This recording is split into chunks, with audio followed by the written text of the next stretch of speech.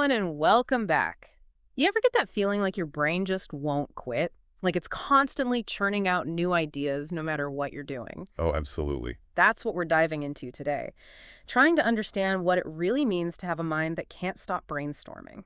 You can be quite a ride. Yeah, and you know what's fascinating? We've got some research here suggesting it's not just about the ideas themselves. It's about how this constant brainstorming actually changes your brain. Yeah, it rewires it, influences your emotions, Yeah. even leads to some pretty deep philosophical questions. So where do we even start with something this big? Well, I think one of the most interesting places to start is with this idea of neuroplasticity, the idea that all this brainstorming can literally reshape your brain. Neuroplasticity. Yeah. Okay, that sounds a little intimidating. What does that even mean in plain English? It's actually simpler than it sounds. Think of it like hitting the gym, but for your brain. Okay. Every time you learn something new, every time you push your thinking in a new direction, your brain cells actually create new connections, Oh, wow. like tiny bridges being built so different parts of your brain can communicate better. So the more you brainstorm The more bridges you build, and the more... agile your thinking becomes. So it's like you build mental muscle memory, but for creativity, problem solving. Yeah. I can see how that would lead to those aha moments the research keeps talking about. Exactly. But there's a bit of a catch. Just like any good workout, this mental exertion, it can lead to some fatigue. Oh, right. The research calls it executive function fatigue. Basically, the parts of your brain in charge of decisions, focus, planning, they get tired. So it's like your brain's battery is draining faster because it's working overtime. Yeah, pretty much. But wouldn't a brain that's more agile from all this brainstorming be better at handling those tasks? Like, wouldn't it be good at multitasking, juggling things? You'd think so, right? That's the thing. It really shows just how complex this mental state really is. Right. A more agile mind Right. might be faster at processing information.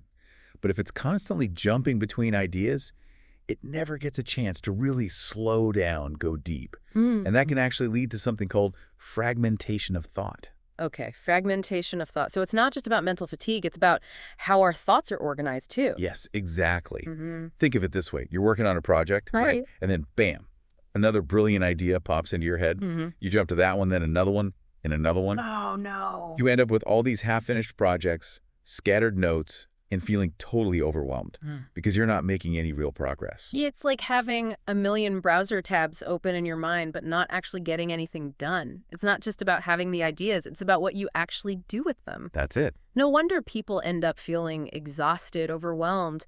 The research even talks about it leading to a sense of inadequacy, like you're not living up to your own potential. And that brings us to the emotional side of things, because it's not just cognitive. There's a real emotional roller coaster that comes with this constant brainstorming. Ooh, okay. And that's something that we're going to dig into more in the next part of our deep dive. I think that's a perfect place to pick back up, the emotional side of this. Because the research mentions, how exhilarating it can feel when you come up with a great idea. Right. But then there's that potential for a crash. Yeah. When you realize you can't possibly chase down every idea, it's almost like you're always chasing a high that you can never quite reach. It is. And, it's fascinating how our own brain chemistry kind of plays into this whole thing. Oh, how so? Well, you get that aha moment, and your brain releases dopamine. That reward chemical. Exactly. Makes you feel great. Right? Yeah. The problem is that dopamine rush, it's usually pretty short-lived. You end up wanting more, which leads to this cycle. Always searching for that next burst of inspiration. Yeah. Even if it means, maybe sacrificing your well-being a little bit along the way. So it's not just about being productive. Right. It's about managing those intense highs and lows that come with having a mind that won't stop brainstorming. You could be incredibly creative, but also exhausted and unfulfilled because you're always looking for that next big idea. Makes me think about what the research said about some people feeling like their whole identity is tied to being a visionary. Yeah, that's a great point. It's like they always need to be coming up with something new to feel validated. It's a really important thing to recognize, because there's this potential for ego to get tangled up in all of this. When you're constantly coming up with new ideas, it can start to feel like you're tapping into something bigger than yourself. It's almost like a state of transcendence. Yeah, exactly. But the research does warn that it's important to not mistake this for real-world impact. It's like having this river of ideas flowing through you, but without any kind of structure to channel it. Those ideas just disappear. They don't really create anything lasting. Right. It's not just about the quantity of ideas then. It's about quality and what you do with them. Exactly. And that makes me think about another thing the research mentioned, this idea of depth versus breadth. It seems like with a brainstorming kind of mind, you might be amazing at exploring all these possibilities, but then struggle to focus on one thing and really go deep. It's like the classic dilemma. Yeah. For people with a constantly brainstorming mind, do you spread your energy thin, across lots of ideas, exploring all these possibilities, but not going deep? Or do you pick one path and really explore it fully? Exactly. I can see how that would play out in different areas of life, too. Like in your career, someone might jump between projects, different fields even, always onto that next exciting thing, but never really mastering any one skill. Or, if you think about creative pursuits, they might have tons of paintings that are unfinished, or novels they started but never completed.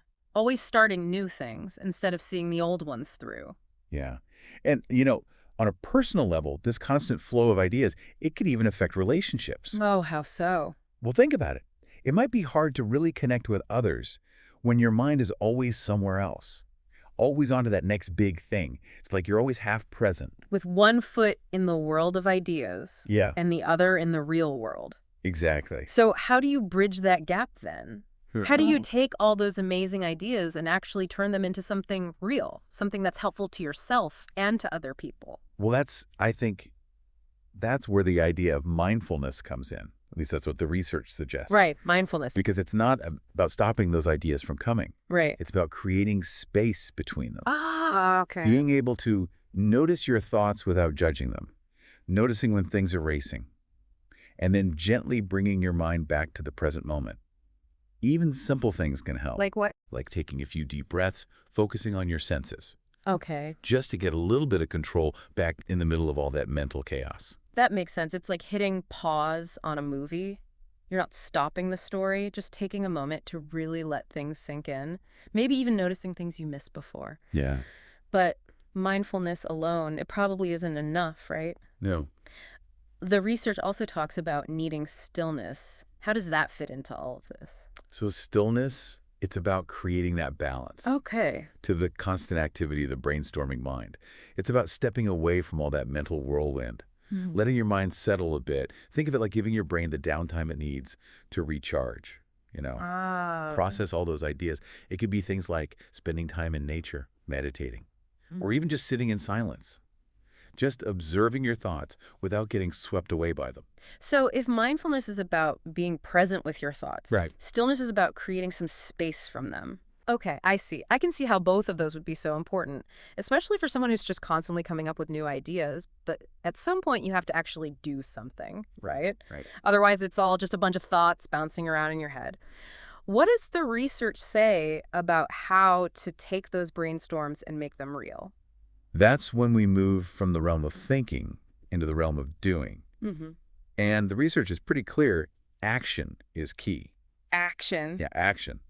Because that's what takes those ideas and turns them into something real, tangible. Okay. It's about being deliberate about which ideas to pursue. Making a plan and then taking actual steps to make it happen. Doesn't mean you have to act on every single idea. Right. It's more about figuring out which ones are worth the effort. Yeah. And then putting your energy into those. So it's all about finding that sweet spot between letting the ideas flow and then actually making them happen. It's a constant dance between dreaming big and staying grounded in reality. Exactly. And, that's where the magic really happens. It's like, imagine you're a gardener. Okay. Your mind is like this incredibly fertile soil where all these amazing ideas are constantly sprouting up. Right. But you got to tend that garden, right? Yeah. Prune away the excess, nurture the plants that are going to flourish, the ones that can become something truly remarkable.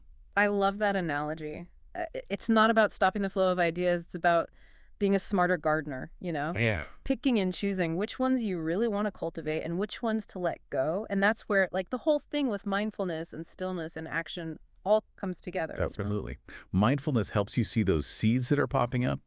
Stillness gives them a chance to actually sprout, and action, that's what gives them the nutrients they need to grow. And I imagine it's not always a straight line, right? No, not at all. It's probably more like a spiral. Yeah, spiral. Constantly going through those phases, refining your ideas, adjusting your approach. Exactly. It's a very dynamic process. Okay. There's no one right way to do it. Yeah. What matters is finding what works for you, experimenting with different things, and being patient with yourself.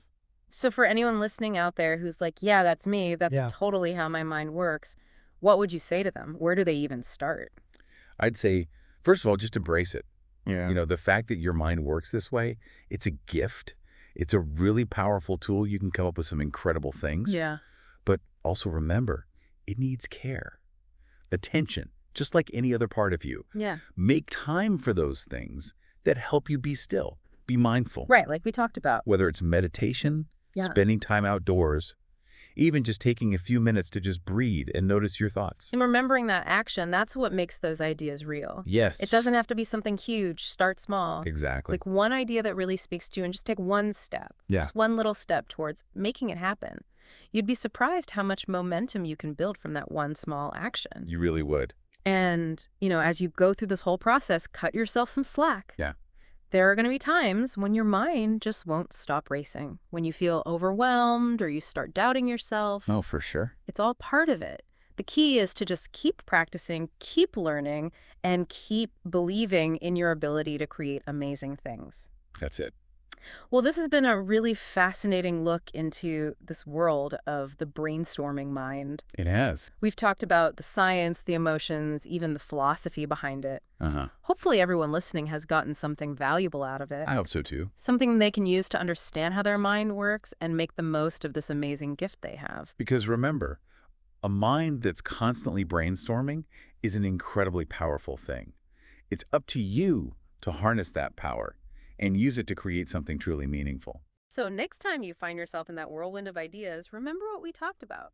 Take a deep breath, quiet your mind, and choose those seeds you really want to nurture. You might just be amazed by what you create. Thanks for joining us, and until next time, keep those ideas flowing.